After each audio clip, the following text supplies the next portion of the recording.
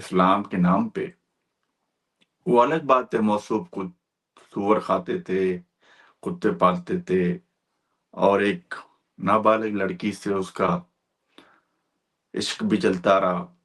जिस बंदे ने उसको अपने घर में बुलाया था, फारसी ने, उसने वहीं पे बेशर्मी कर करके उसकी बेटी पे नजर, तो वो एक अलग बात है। वो पाकिस्तान के हामी हैं या पाकिस्तान के मुखालिफ जो चंद लोग हैं उनसे भी वो अकबर भुट्टी साहब को कभी गाली नहीं निकालते, चूंकि वो समझते हैं कि अकबर भुट्टी साहब बड़े एक जबरदस्त लीडर भी थे और बलोच सरदार भी थे। हम भी उनके कि जिनको बिलाल साहब जो है जिनके खानदान को गालियां निकाल रहे थे, जिना साहब और उनकी हमशीरा को, उनकी कंपेन जो है वो अकबर भुट्टी साहब करते रहे और वो गवर्नर भी रहे बलोचिस्तान के। तो मैं बिलाल साहब से कहूंगा कि या तो अकबर भुट्टी ने बलूचिस्तान को सही समझा या फिर बिलाल साहब ने समझा। कि पाकिस्तानियों को किस नज़र से दुनिया में देखा जाता है, तो उसके लिहाज से आप इन पाकिस्तानियों को फितना और दुनिया कह सकते हैं। क्योंकि इसके अंदर कोई संजीदा बात नहीं थी, कोई सीरियस बात नहीं थी, कोई सर पैर नहीं था। और बलोच साहब को टेलीग्राफ मैंने रेफर किया तो वो टेलीग्राम में फंसे हुए थे। तो यहाँ से आप अंदाजा लगा तो दें कि उसने टेलीग्राफ और टेलीग्राफ में क्या टेलीग्राम में बता, फर्क जब उसने क्या नहीं, मेरी बात पूरी होने दें, मेरी पूरी बात। मैंने आपको इंटरप्ट नहीं किया, मैंने आपको इंटरप्ट नहीं किया, मैंने आपकी सारी सुन ली जो आपने राम कथा सुनाई है। इस कतर में बोला जा रहा था कि पाक फौज आगे बढ़ रही है, नुसरुल फतेह करीब, फिर आपके 93,000 पतलूने इंडिया ने वहां पे गिरा दी ढाका में। वही आल आज आप लोगों के साथ भी इधर हुआ है। टेलीग्राम का मतलब नहीं पता, जिसको ये नहीं पता कि मैं टेलीग्राफ की बात कर रहा था, टेलीग्राम की बात नहीं कर रहा था। टेलीग्राम एक ऐप होती है जो इस्तेमाल की जाती है। और एक ना साइकोलॉजी में एक चीज कही जाती है कि जब इंसान के पास जवाब ना हो और कोई चीज ना हो ना, तो वो बिला वजह ना जान के ये प्रिटेंड करने की कोशिश करता है कि मैं बहुत हंस रहा हूँ, क्योंकि सामने वाला जो है ना वो बड़ा वीक है। तो अब ये देखें, अब चूंकि जब एक बंदे की जाली हंसी खत्म हो जाए ना, तो वो फिर स्क्रीन से भागता है। जैसे Hi viewers, this is मेरी बाहा Imran and you're watching my YouTube channel. Viewers, सबसे पहले चैनल को सब्सक्राइब करें, वीडियो को लाइक करें, शेयर करें और बेल आइकॉन ऑन करना मत भूलिएगा, क्योंकि आज हमें ज्वाइन किया है पाकिस्तान से अजीम भट्ट साहब ने और फ्रांस से हमें ज्वाइन कर रहे हैं एक बार फिर से बिलाल बलोच, जो कि किसी तारुफ के मोहताज नहीं है, जर्नलिस्ट हैं। और अजीम भट्ट साहब भी जर्नलिस्ट हैं और सोशल एक्टिविस्ट हैं। और अक्सर हम जो है इंडियन मीडिया पर दोनों को जो है वो देखते हैं, इनके ओपिनियन जो है वो हिंदुस्तान तक जो है वो पसंद किए जाते हैं, कहते हैं हिंदुस्तान के लोग। और इस पर आज बात करेंगे। और बात आज करने से पहले हम अपने गेस्ट का शुक्रिया अदा करते हैं। अजीम भट्ट साहब, आपका शुक्रिया, और बिलाल, आपका भी बहुत शुक्रिया। बहुत शुक्रिया, धन्यवाद। अजीम भाई, मेरा आपसे आगाज मैं आपसे करूंगी। आज का जो हमारा बेसिकली टॉपिक है, सवाल ये है, government declare Baloch terror group organisation as Fitna al Hindustan. क्या कहेंगे आप इसको देखते हुए?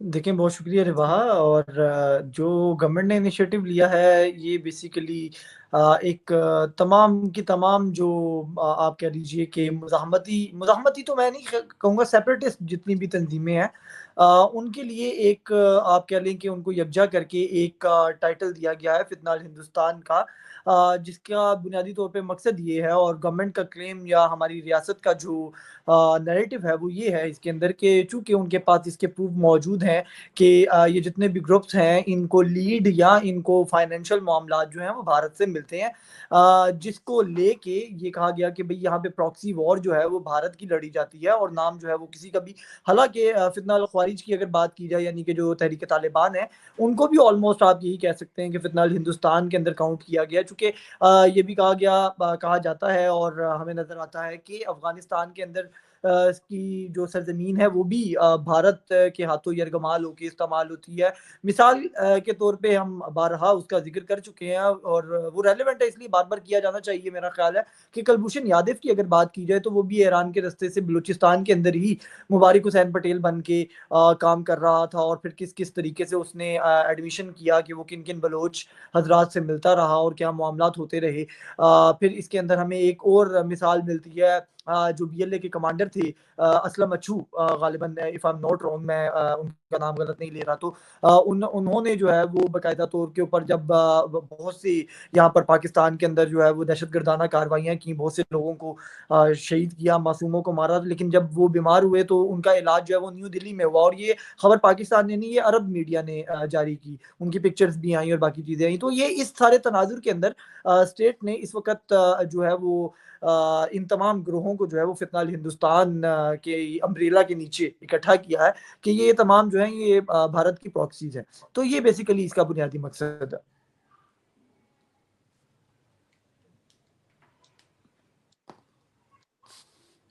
बिलाल, आपकी तरफ बढ़ते हैं। क्या कहेंगे, हमारे गवर्नमेंट ने ये जो एक नई बात की है, डिक्लेयर किया है, फितनातुल हिंदुस्तान, ये इस तरह की चीजें डिक्लेयर की जा रही हैं पाकिस्तान की जानिब से, इस पर आप क्या राय रखते हैं? देखिए, सबसे पहले तो thank you so much for having me. और दूसरी बात कि फितना उल हिंदुस्तान या फतना उल, जो भी आपने उनका नाम दिया है पाकिस्तान ने, ये इस कौम की, इस माशरे की बदकिस्मती है पाकिस्तान की कि ये किताबों में पता नहीं मुताला पाकिस्तान में पढ़ाते हैं नहीं पढ़ाते हैं, मगर शायद अजीम भट्ट साहब को पता होगा। ये एक हिस्ट्री है कि पाकिस्तान का पहला इंडिया का एजेंट कोई और नहीं, मादर मिल्लत, जिसके भाई ने पाकिस्तान बना के इनको दिया इस्लाम के नाम पे। वो अलग बात है, मौसूफ को सूअर खाते थे, कुत्ते पालते थे, और एक नाबालिग लड़की से उसका इश्क भी चलता रहा। जिस बंदे ने उसको अपने घर में बुलाया था, फारसी ने, उसने वहीं पे बेशर्मी करके उसकी बेटी पे नजर, वो एक अलग बात है। और उसकी जो बहन थी फातिमा जिन्ना, जिसको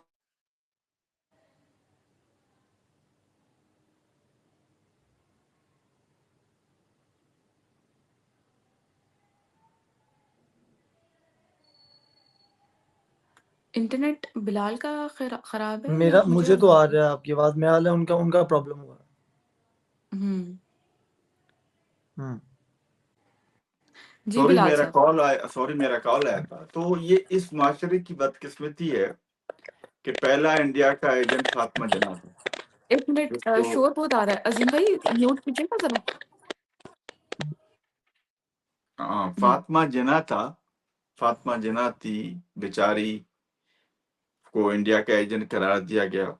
अब रही बात फितना उल हिंदुस्तान, तो मैं आज एक बात दावे से कहता हूं कि पाकिस्तानियों को किस नजर से दुनिया में देखा जाता है, तो उसके लिहाज से आप इन पाकिस्तानियों को फितना उल दुनिया कह सकते हैं। मैं कोई छोटी बात नहीं कह रहा हूं। इसकी वजह यह है कि इकबाल के शायरों ने दुनिया में हर जगह दहशतगर्दी की है, और ये बात मैं फख्र के साथ कहता हूं, उनमें कोई बलोच नहीं है। यूरोप में, अमेरिका में, कनाडा में, इटली में, फ्रांस में, लंदन में, कहीं पर भी, कनाडा में, इकबाल के शायनी दहशतगर्दी करते हैं अल्लाह और रसूल के नाम पे। और रही बात फितना उल दुनिया, उसको मैं एक्सटेंड करता हूं। पाकिस्तानी फौज दहशतगर्द पालती है, ट्रेनिंग देती है, बम्बई बेचते हैं, पहलगाम में, ये दुनिया को पता है। अब इसमें एक ऐसे मौलवी पर जो एक मदरसे का पढ़ा लिखा है, जो 2 दिन पहले रिटायर हो रहा था, उसको उसी के लोगों ने, चाचू ने एक रेजोल्यूशन पास करके वापस बिठाया। तो मेरे ख्याल में this is the joke for the people with the Punjab people. Baloch तो अपने आप को पाकिस्तानी नहीं कहते, पश्तून तो नहीं कहते, सिंधी तो नहीं कहते, मगर ये मजाक है पंजाब के लोगों के लिए कि उस बंदे ने पंजाब के लोगों की जो वोट की जो पावर है उसको सलब करके, जो इमरान खान जो जेल में है, दुनिया को पता है उसकी पार्टी जीत चुकी थी। आपका डिफेंस मिनिस्टर खुद कहता है, मेरे अल्फाज नहीं है, आपके डिफेंस मिनिस्टर के अल्फाज है, ख्वाजा आसिफ की, ये फौज किसी काम की नहीं है। इसने कोई जंग नहीं जीती। ये झूठ बोलते रहते हैं, इनके बड़े बड़े पेट हैं, इन्होंने हमारा पूरा बजट खाया हुआ है। और इसके अलावा आप नवाज शरीफ की बातों को देख ले। नवाज शरीफ कल क्या करते थे, क्या कहते थे, ये वतन तुम्हारा है, हमें खामख्वा इसमें, फौज के लिए कहते थे, गाना गाते थे बाकायदा टीवी पे आके। तो बदकिस्मती है इस मुआशरे की, पंजाबी कौम की, कि उनको ना कोई अच्छा लीडर मिला पॉलिटिकल, ना कोई अच्छा फौजी मिला, ना अच्छे जर्नलिस्ट मिले, ना अच्छा मीडिया मिला। आज भी आप देखें, आपका मीडिया क्या दिखा रहा है। रायबा साहबा, जंगें सोशल मीडिया पे नहीं जीती जाती।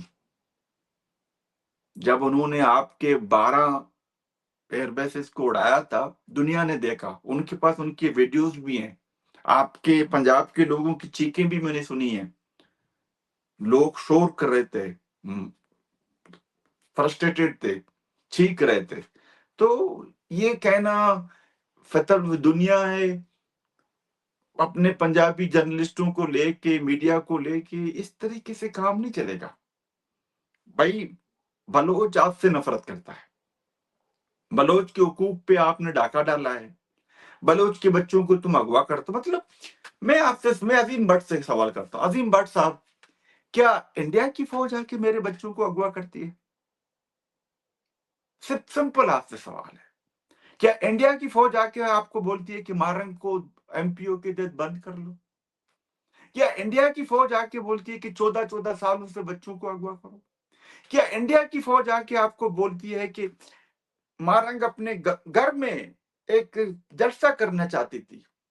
वीडियोस मैंने देखी, आप उनके बसों के टायरों को बस्ट कर रहे हो, फौजी मतलब ये कर रहे हैं। क्या इंडिया आपको बोलती है कि बाप पार्टी जैसे कुछ सरदारों को मिला के बेगैरतों को, बेशरम बलूचों को उधर आके उनको बोलो कि ये बलूचों के सरदार हैं? क्या इंडिया आपको बोलती है?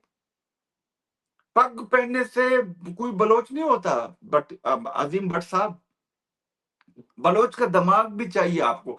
मतलब ये इससे और बेशर्मी क्या होगी। मैं इस बात पे खत्म करता हूं कि किसी को बलोच और बलोची का फर्क नहीं मालूम, वो पग पहन के अपने आप को बलोच कह रहा है।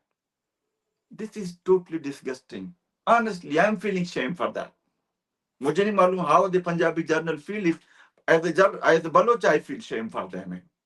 ओवर टू यू अजीम भाई। अ, अज़ीम भाई, मेरा आपसे भी सवाल है। अब ये तो हो गया एक मुद्दा, उसके अलावा सोशल मीडिया की ही अगर इन्होंने बात कर ली, तो सोशल मीडिया पे आजकल बहुत ट्रेंडिंग पर एक मुद्दा है, वो है सना यूसुफ का, कि उसको जो है वो कत्ल कर दिया गया। उस पर बात करेंगे, और क्यों आए दिन हम इस तरह के कत्ल जो है पाकिस्तानी सोसाइटी में देखते आ रहे हैं। इस पर आप क्या ओपिनियन रखते हैं, और आप बिलाल साहब को भी काउंटर कर सकते हैं उनकी बात पर। बहुत शुक्रिया। देखें, बिलाल साहब ने चूँकि बड़े इज़्ज़त और एहतराम से मेरे से बात की है, तो इसीलिए मैं भी वो दामन नहीं छोड़ूँगा। तो लेकिन बसद एहतराम बिलाल साहब ने जितने भी आर्गुमेंट दिए हैं, मुझे बहुत बेसलेस लगे। वो इस वजह से बेसलेस लगे, उसकी मैं रीज़न दे देता हूँ। क्योंकि देखें, यहाँ पर अगर आपने गुफ्तगू हालिया तनाज़ुर में करनी है कि फ़ितना अल-हिंदुस्तान क्यों कहा गया, तो उसके तनाज़ुर में अगर आप माज़ी में जाएँ और माज़ी में भी पर्सनल किरदार कशी करें, तो वो तो जवाज़ नहीं है। जिसके अंदर उन्होंने जिन्ना साहब को कह दिया, वो मुझे पता है कि वो छागला साहब का इंटरव्यू है, जिसके अंदर उन्होंने कहा कि वो सुअर और शराब वाले मामला में गवर्नर रहे थे। तो इट्स इट्स लाइक वो ये उधर से उन्होंने रेफरेंस लिया, ठीक है। हाँ, ये बात उनकी दुरुस्त है कि फातिमा जिन्ना साहिबा को गद्दार कहा गया, एजेंट कहा गया, आई एग्री। और उसके ऊपर अगर आप पंजाब से लेके बलूचिस्तान तक की आवाम से पूछेंगे, तो वो अयूब खान को कुत्ता-कुत्ता भी कहते हैं, तब भी कहा था और अब भी कहा। अब भी लोग जो है वो उसके ऊपर तनकीद करते हैं। तो वो डिक्टेटरशिप को तो ना पंजाब सपोर्ट करता है, ना बलूचिस्तान करता है। फिर उन्होंने जहाँ पर जिन्ना साहब की और पाकिस्तान की बात की कि जी हम पाकिस्तान नहीं मानते हैं, तो मुझे पूरा यकीन है कि जिस तरीके से बिलाल साहब ने कहा कि वो एक सच्चे बलूच हैं, तो मैंने तो आज तक जितने भी बलूच देखे, चाहे वो पाकिस्तान के हामी हैं या पाकिस्तान के मुखालिफ जो चंद लोग हैं, उनसे भी वो अकबर भुट्टी साहब को कभी गाली नहीं निकालते। चूंकि वो समझते हैं कि अकबर भुगटी साहब बड़े एक ज़बरदस्त लीडर भी थे और बलोच सरदार भी थे। हम भी उनके कि जिनको बिलाल साहब जो है, जिनके ख़ानदान को गालियाँ निकाल रहे थे जिन्ना साहब और उनकी हमशीरा को, उनकी कैंपेन जो है वो अकबर भुगटी साहब करते रहे और वो गवर्नर भी रहे बलूचिस्तान के। तो मैं बिलाल साहब से कहूँगा कि या तो अकबर भुगटी ने बलूचिस्तान को सही समझा या फिर बिलाल साहब ने समझा, और अगर बिलाल साहब ने सही समझा तो वो अकबर भुगटी को इधर लाइव ही रिबाह की पॉडकास्ट में गाली निकाल दें, जिस तरीके से जो अल्फाज उन्होंने जिन्ना साहब के बारे में तो ही लंबी चौड़ी गाली। अकबर भुगटी अगर पाकिस्तान के वजूद को तस्लीम कर रहा है तो मुझे नहीं पता कि आजकल के बलोच क्या करते हैं। लेकिन अलबत्ता दूसरी बात जो उन्होंने कही वो भी एक इंतहाई बेसलेस इसलिए थी कि मुझे नहीं पता कि बिलाल साहब इंटरनेशनल मीडिया पढ़ते हैं या नहीं। इंटरनेशनल मीडिया पे होते जरूर हैं वो, वेल एंड गुड, लेकिन उनको पढ़ना भी चाहिए कि उन्होंने कहा कि 12 बेसें तबाह कर दी भारत में पाकिस्तान की। तो आई एम सॉरी, मैं सिर्फ इसके ऊपर मुस्कुरा सकता हूँ, हंस सकता हूँ, क्योंकि दुनिया के तमाम जरीदे उठा के देख लेता है आप, टेलीग्राफ उठाएं, न्यूयॉर्क टाइम उठाएं, अल जजीरा उठाएं या जहां मर्जी से उठा लें, यहाँ तक कि अब तो आप इंटरनेशनल जरीदे भी छोड़ें, भारत जिसको वो बड़ा पसंद करते हैं हमारे बिलाल भाई, तो उनके अपने जो चीफ ऑफ स्टाफ हैं अनिल चौहान साहब, उन्होंने तस्लीम कर लिया कि हमारे तैयारे गिरे हैं। तो अगर जंग का मवाजना आपने करना है तो जंग के मवाजने में आपने ये देखना होता है, और बिलाल साहब समझते होंगे, ऑफ कोर्स मुझे उनकी मुताले के ऊपर या उनकी नॉलेज पे कोई शक नहीं है, लेकिन वो समझते होंगे कि जंग के अंदर हमेशा ये देखा जाता है कि किसका कितना नुकसान हुआ है। तो नुकसान का अंदाजा तो मेरा ख्याल है कि बलूच साहब को खुद लगाना चाहिए कि पाकिस्तान के अंदर अगर चंद ड्रोन गिरने से चंद इमारतों को नुकसान पहुंचा और जो चंद हमारे शहीद हुए उसके मुकाबले में जो है वो 6 जो है वो तैयारे खुद वो तस्लीम कर रहे हैं, जिसमें 3 राफेल है, और अब तो फ्रांस जिन्होंने उनको तैयारे दिए थे राफेल वो भी तस्लीम कर चुके हैं कि हाँ हमारे तैयारे जो है वो 2 तैयारे, तो फ्रांसीसी जो तर्जुमान है उसने कहा, और फिर यहाँ तक के राफेल बनाने वाली कंपनी को ऑफिशियली जयशंकर की तरफ से कहा गया और मोदी साहब की तरफ से कहा गया कि हमें आप सोर्स कोड दें। और ये मेरी रिपोर्ट नहीं है, ये इंडिया टुडे के ऊपर जाके या ANI की वेबसाइट के ऊपर, जो इंडिया जो इनका बड़ा फेवरेट है उसकी वेबसाइट पे जाके पढ़ें, ANI की वेबसाइट पे पढ़ लें, इंडिया टुडे की उसके ऊपर पढ़ लें, जहां पर इंडिया ने डिमांड की कि हमें सोर्स कोड दें, ठीक है। और राफेल बनाने वाली कंपनी ने कहा कि नहीं, पहले आप हमें चेक करने दें कि हमारी जो तैयारी हमने दिए थे वो पूरे हैं कि नहीं। ये मैं नहीं कह रहा, ये पाकिस्तान का मीडिया नहीं कह रहा, ये इंडिया का मीडिया कह रहा है, जिसको बिलाल साहब बहुत पसंद करते हैं। इंडिया टुडे जाके पढ़े, मेरा ख्याल है पढ़ना चाहिए उनको। तो बहरहाल ये भी बड़ी एक बेसलेस सी बात थी कि जनाब वो ये हो गया और पता नहीं हार गए और जंग ये हो गया। और अभी वहां पर आपको सबसे इंटरेस्टिंग चीज नजर आ जाएगी, जो वफूद इस वक्त जो है वो इंटरनेशनल सतह पे गए हुए हैं, शशि थरूर साहब की सरबराही में भारत का और बिलावल साहब की सरबराही में पाकिस्तान का, उनके इंटरनेशनल जरीदे उनकी स्टेटमेंट्स को किस तरीके से कवरेज दे रहे हैं वो भी मेरा ख्याल है कि उनको समझ आ जानी चाहिए। तो बहरहाल ये तो ओपन एंड शट केसेस है, मेरा ख्याल है वो बिलाल साहब अगर अपनी बुक्स या भरास निकालना चाहते थे तो वो इट्स अपॉन लाइक वो उनके ऊपर है, मैं उसके ऊपर नहीं कमेंट करता। लेकिन बहरहाल ये तमाम चीजें, हाँ एंड पे उन्होंने एक महारंग बलोच साहिबा का जिक्र किया, आई ऑल्सो, मैं उनके बारे में कोई गलत बात कभी नहीं किया महारंग साहिबा के बारे में, और मैं महारंग साहिबा से 1 से 2 दफा मिल भी चुका हूँ और बड़ी अच्छी मेरी उनके साथ नशिस्त भी रही। लेकिन जहाँ तक उन्होंने फिर यहाँ पर थोड़ी सी मुझे नहीं पता कि वो जानबूझ के या मुबालगा रही से, या मुझे नहीं पता कि क्यों उन्होंने इस तरह का फॉल्स मतलब यहाँ पर बात की और इंटेलेक्चुअल डिसऑनेस्टी दिखाई, और उन्होंने कहा कि जी वो जलसा करना चाहती थी इसलिए 3MPO के तहत उसको जो है वो नजरबंद कर दिया गया। तो बलोच साहब का यहाँ पे भी जो है वो knowledge, I am sorry for like मैं इस तरह के वर्ड्स मैं जस्ट बसद एहतराम कह रहा हूँ कि उनको इस बारे में नहीं नॉलेज कि उनको 3MPO के तहत जो गिरफ्तार किया गया या उनको जो अरेस्ट किया गया था वो इस वजह से किया गया था कि जाफर एक्सप्रेस का जो हमला हुआ था उसकी जो हमला करने वालों की लाशें लेके आए थे हॉस्पिटल, उनकी डिमांड की थी महारंग साहिबा ने।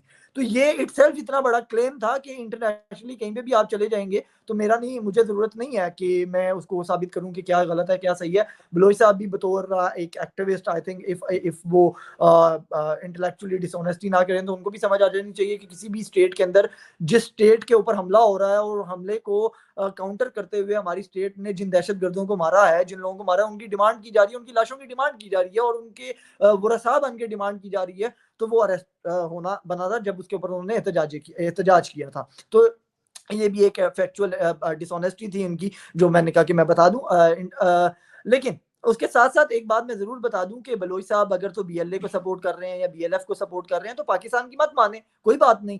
इंटरनेशनली तमाम ऑर्गनाइज़ेशंस अमेरिका से लेके यूरोपीय यूनियन तक और यूके तक तमाम ने उसको जो है वो इंटरनेशनल एक दहशतगर्द तंज़ीम जो है वो कलअदम तंज़ीम डिक्लेयर किया हुआ है। आप पाकिस्तान को तो नहीं मानते, ठीक है, आप ना मानें, आप इंटरनेशनल उन जरीदों को या उन इदारों को मान लीजिए जो बीएलए और बीएलएफ को एक कलअदम और दहशतगर्द तंज़ीम कहते हैं। तो एक तो ये होगी बात। अब मैं आ जाता हूँ रिबा आपके सवाल की तरफ जो आई थिंक आपका दूसरा टॉपिक है, सना यूसुफ का मामला। सना यूसुफ का मामला यकीनन इंतहाई अफसोसनाक मामला है और जो सबसे बढ़कर बात है कि इस बार अगर हम देखें तो मैंने अपने व्लॉग में भी ये बात कही कि पहले तो ये क्लेम किया जाता था, इल्ज़ाम लगाया जाता था जब भी कोई इन्फ्लुएंसर या कोई टिकटॉकर का इस तरीके से सान्या होता था तो कहा जाता था जो हमारे इंतहा पसंद लोग हैं, आई एम सॉरी टू से बट मैं भी कह देता हूँ कि जो मौलवी हज़रात हैं या चले मौलवी छोड़ देते हैं हम, राइट के जो लोग हैं, जो राइट के इंतहा पसंद लोग हैं, वो ये कहते थे कि देखें लड़कियां बेहयाई फैलाती हैं, वल्गर कंटेंट बनाती हैं, बॉयफ्रेंड होते हैं उनके और ये होता है और वो होता है इसलिए उनको मार दिया जाता है। तो यहाँ पर सना यूसुफ के मामले में अगर आप देखें तो सना यूसुफ ने ना आज तक कोई वल्गर वीडियो बनाई थी, वो इंतहाई सादा और बहुत ज़बरदस्त वीडियोस बनाती थी, वल्गर वो नहीं थी, माइनर थी, she is just like 17 year, ठीक है। और दूसरा, वो गैर शरई काम को रोकना चाह रही थी कि एक लड़का उसके साथ गैर शरई ताल्लुकात रखना चाह रहा था। मतलब मैं ये लफ्ज़ इस्तेमाल कर रहा हूँ उन लोगों के लिए जो इंतहा पसंद है, जो बार-बार शरीयत करते हैं बीच में लाके, मैं उनको बताना चाह रहा हूँ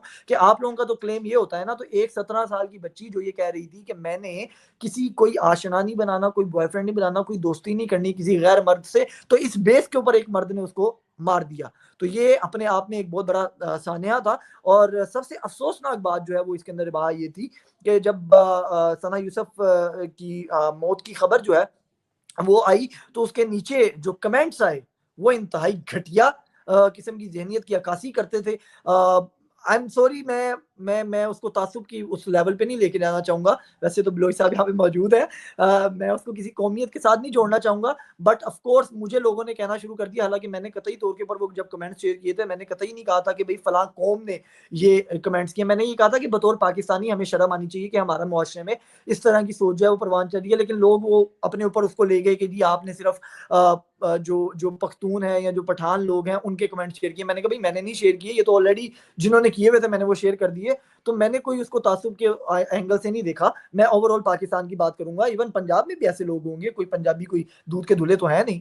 तो लेकिन ये बतौर मुआशरा हमारे लिए बड़ा एक अलार्मिंग सूरत हाल है कि even not only Pakistan, India, Bangladesh और इस तरह की कंट्रीज के अंदर जब इस तरह का वाकया होता है तो जो रद्द-ए-अमल आता है ना फहाशी के नाम पे, वो इंतहाई एक बेहुदा और आई एम सॉरी टू से बट एक बेगैरती का मादा होता है। जब ये कहा जाता है कि एक मौत को जस्टिफाई किया जाता है और ग्लोरीफाई किया जाता है, ये कह के कि चूंकि ये फहाशा थी तो इसको मारना जायज़ है। तो आई थिंक मैं तो शर्म ही कर सकता हूँ इसके ऊपर, इसके अलावा मैं कुछ नहीं कहूँगा। लेकिन मैं एक मुतालबा ज़रूर करना चाहूँगा कि हमारी रियासत को ये अब चाहिए कि जो कातिल है वो तो पकड़ा गया, लेकिन ये जिन्होंने कमेंट्स किए थे, ये जिन्होंने इस तरह की सोच को परवान चढ़ाया था, इन लोगों को पकड़ के कातिल से भी ज़्यादा सख्त सज़ा देनी चाहिए और तरपा के सज़ा देनी चाहिए। और हमारे मुआशरे के अंदर एक प्रेसिडेंट कायम करना चाहिए कि इस तरह के लोगों का ये अंजाम होता है। बिल्कुल बिलाल साहब, आपसे मैं आपकी जानिब बढ़ती हूँ। आप अज़ीम भट्ट साहब को काउंटर भी कर सकते हैं उनकी बात पे। ये लास्ट सवाल है आपसे बिलाल साहब। और उसके साथ-साथ आपने देखा ही कि सना यूसुफ को सोशल मीडिया पर आपने वो न्यूज़ देखी ही होगी कि उसको कत्ल किया गया। इस पर आप क्या कहेंगे? सोशल मीडिया इन्फ्लुएंसर थी, टिकटॉकर थी और बड़ा ही खूबसूरत कंटेंट बनाती थी और मैंने कभी नहीं उनकी वीडियोज़ में वल्गैरिटी देखी और मतलब और बहुत ज़्यादा एनर्जेटिक मतलब पहचान थी वो पाकिस्तान की और बहुत खूबसूरत उनके व्यूज़ थे और बहुत कॉन्फिडेंस और बहुत मतलब इतनी खूबसूरत थी कि जब उनको मतलब मैं मेरे मुँह से अल्फ़ाज़ नहीं निकल रहे उनकी तारीफ़ के लिए और इस तरह उनको कत्ल कर दिया गया। आप इस पर क्या कहेंगे बिलाल? मुझे हँस रहा था तो इसलिए मैंने अपना वीडियो बंद कर दिया। मुझे मैंने अज़ीम साहब की बातें सुनी, मुझे वो मुताला पाकिस्तान याद आ गया। मतलब I really feel sad. I really feel मतलब I have no word to explain how Pakistani thinking मतलब किस तरीके से सोचते हैं। I really feel sad for their upcoming generation, you know. Honestly मैं बता रहा हूँ कि वजह ये है कि मैंने एक वीडियो भी शेयर किया ट्विटर पे। एक बच्चे से पूछता है, वही बात अजीम भट्ट ने की आज, मतलब बोलते हमारे 5 जहाज गए, तहस नहस करके आए, हिंदुस्तान की सारा खत्म हो गया, वापस आ गए, मतलब अल्लाह अकबर। और मेरे मौसूब कह रहे हैं टेलीग्राम ये वो फ्रांस। मुझे फ्रांस का आप एक कोट करके दिखाएं कि इसने कोई ये मेरे मेरे गवर्नमेंट ने यहाँ कोई बात कही थी। एक एक रिपोर्ट आया था, उसमें इंटेलिजेंस का नाम देखा था, मेरे गवर्नमेंट ने 1 हफ्ता पहले उसको डिनाई किया है। आप लोग ये जियो टीवी या पीटीवी देखना जब बंद नहीं करोगे, आई ऑनेस्टली से you people suffer, your upcoming generation will suffer. जिस तरीके से आपके वालदीन को 1971 में बोला जा रहा था कि पाक फौज आगे बढ़ रही है, नुसरत फतेह अल करीब, फिर आपके 93,000 पतलूने इंडिया ने वहां पे गिरा दी ढाका में, वही आज आप लोगों के साथ भी इधर हुआ है। जब उन्होंने आपका उनके जब फौजी बेटे थे, उन्होंने पूरी डिटेल आपको दी कि ये है, ये देखे, इसमें ये है, सब चीज उन्होंने सैटेलाइट की तस्वीरें भी दिखा दी। आपके तो टेलीग्राम में आया है, बीबीसी में है। किसको कोट कर रहे थे आप? वो किसको कोट कर रहे थे? बीबीसी आपके उस जर्नल को कोट कर रहे थे जो टीवी पे आके ये कहता है कि हम पॉलिटिशियनों के अंडर में काम करते हैं, हमारा मजहब ये इजाजत नहीं देता हम सिविलियन को हाथ लगाएं। मतलब what the hell you people thinking about this stupid journal, मतलब पाकिस्तानी जर्नल, मतलब जिसका बाप खुद एक टेररिस्ट है, जिसको आईएसआई, जिस वक्त उस वक्त की आईएसआई नहीं थी, उसको किया था। मतलब आप कहते हैं कि आपने अभी बात की वो जर्नल, तो जो बेशर्मी, जो बेहयाई, जो जो तालिबानियत, जो जहन, जो जिया ने फैलाई है इस सोसाइटी में, शायद किसी और ने नहीं फैलाई है। जिया कौन था? कौन सी जुबान बोलता था? जियाउल हक, जिसका रूहानी बेटा है, सियासी बेटा है ये नवाज शरीफ। आप कहते हैं अकबर बुगटी।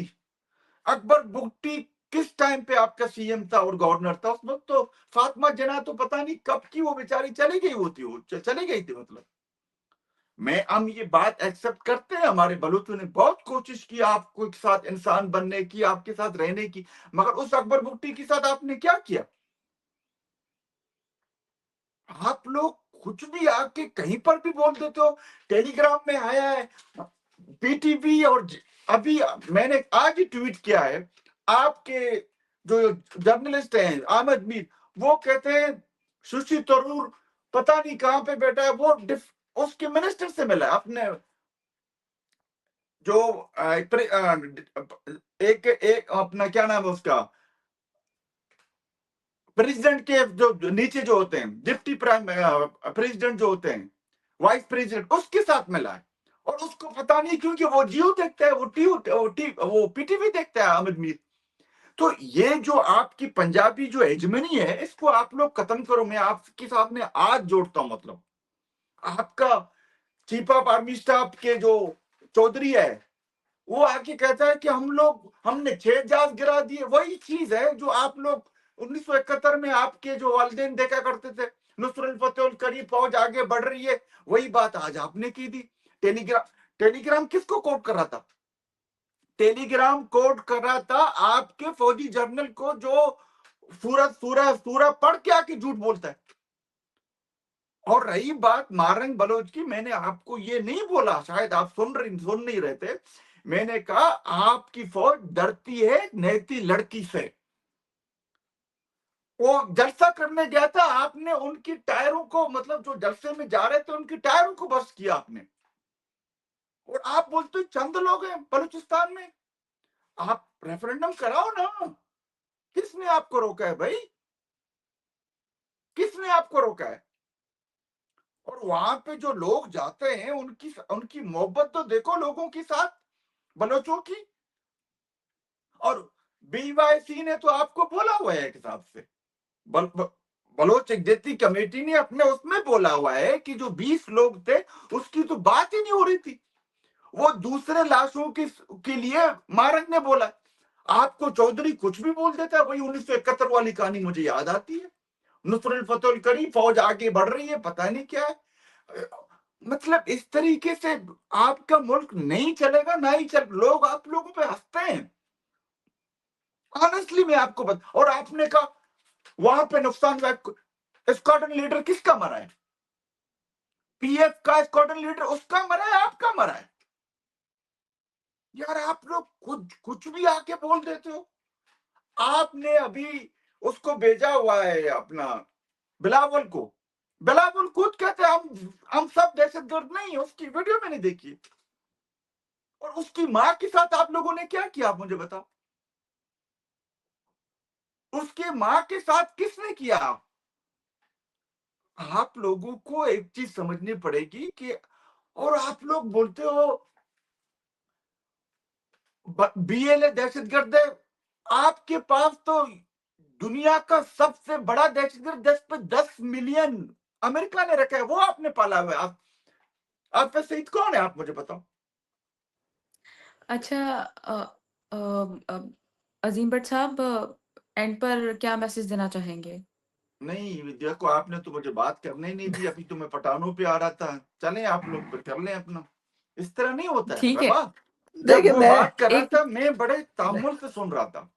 ठीक मुझे है, आप पता बिलाल है साहब आपकी कंटिन्यू कर लें। मजबूरी का, मुझे पता है वहां पे फौज की हुकूमत है, वहां पे फ्रीडम ऑफ स्पीच नहीं है, वहां पे कुछ भी नहीं है, मुझे पता है। मैंने देखा है, पाकिस्तान को बड़े नजदीक से देखा है।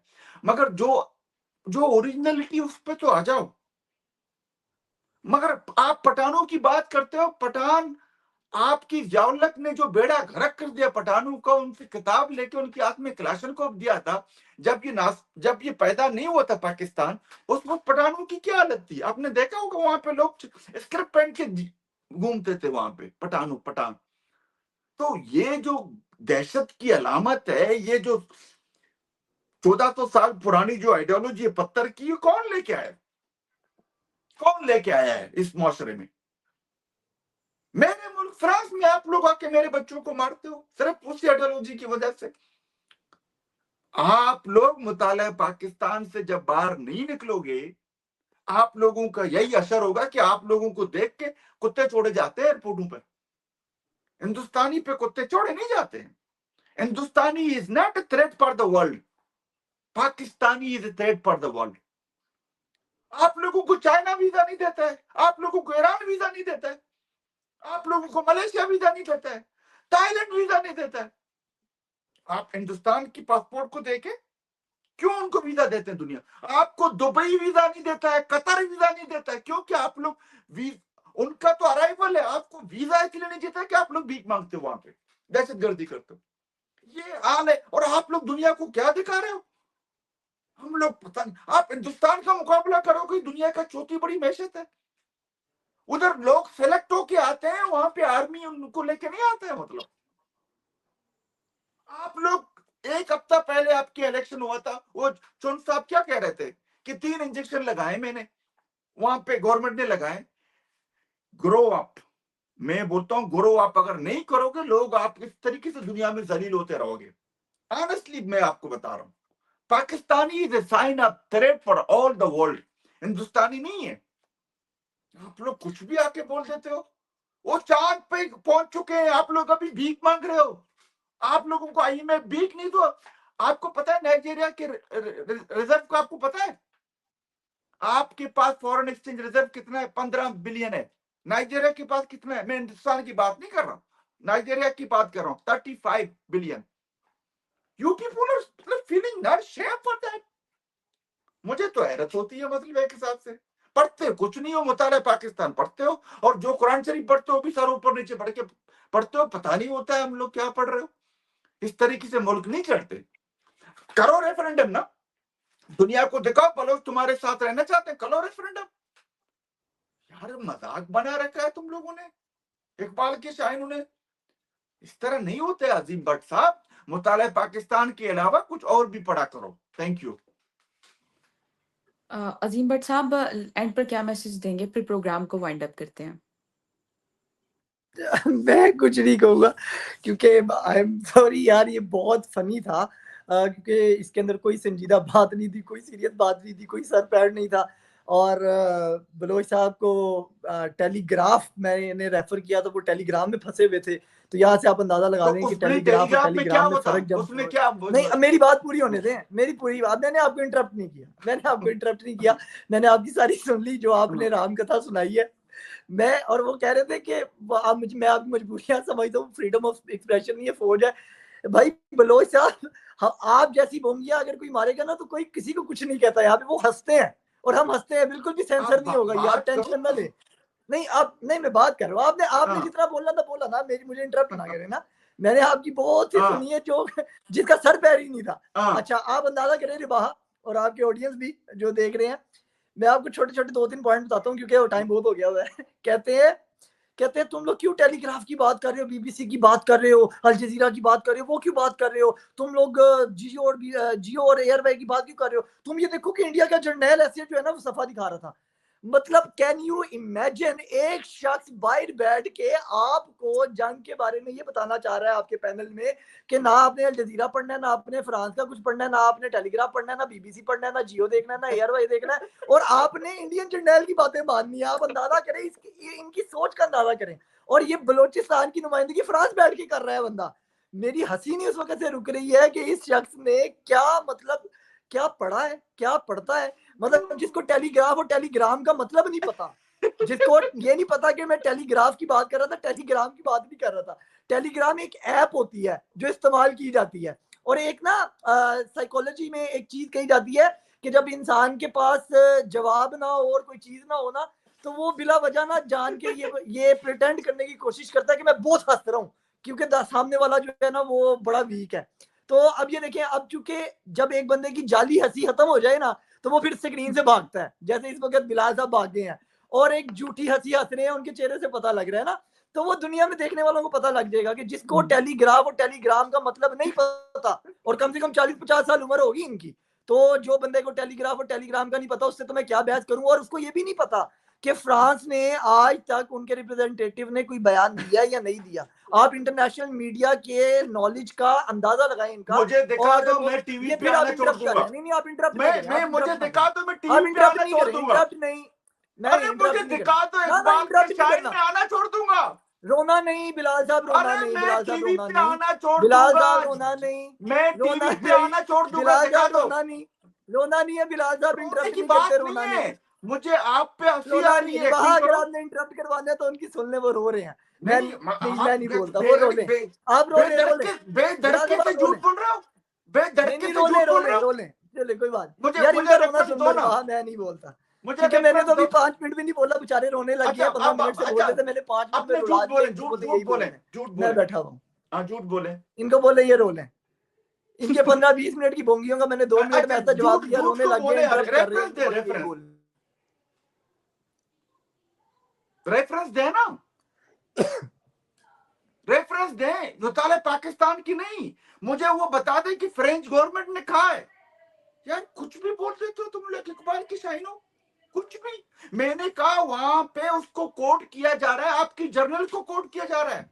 आपकी जर्नल ने कहा मैंने 6 जहाज गिराए हैं, उन्होंने ये नहीं बोला है कि हमने वो की है। आप कुछ भी बोलते रहे हो। आप मतलब इस तरह नहीं होता है। मैं फिर आपके सामने हाथ जोड़ता हूं, मुताला पाकिस्तान पढ़ना छोड़ दो आप लोग, ऑनेस्टली मैं बता रहा हूं, नहीं तो आपकी आने वाली नस्लें तबाह हो जाएंगी। मतलब कुछ भी आके बोल देते हो यार। अच्छा बिलाल साहब एंड पर क्या मैसेज देंगे आप? मैं मैसेज ये देना चाह रहा हूं, मुताला पाकिस्तान पढ़ना छोड़ दो, दुनिया को देख लो, दुनिया क्या कहती है। आप पे कुत्ते इसलिए छोड़े जाते हैं कि you people become a threat for the world. Honestly बता रहा हूं, आपकी प्राइम मिनिस्टर की तलवारें उतारी गई है अमेरिका में।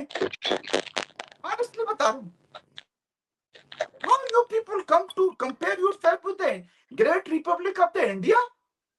आपके पास तो अभी तक इलेक्शन भी सही नमूने से नहीं होता है। वहां पे लोग सेलेक्ट करते हैं लोगों को, आपके यहाँ फौज सेलेक्ट करता है, पंजाबी इस्टेब्लिशमेंट सेलेक्ट करता है। यू पीपल कंपेयर, मैंने आपको क्या बोला, क्योंकि गूगल तो करो नाइजीरिया के पास कितना रिजर्व है, 110% आपसे ज्यादा है। You people even do not compare Nigeria, you are comparing India with you people. Shame on you, you know that. जी, तो व्यूअर्स आपने ये प्रोग्राम देखा। नेक्स्ट प्रोग्राम तक के लिए हमें दें इजाज़त। Thank you so much.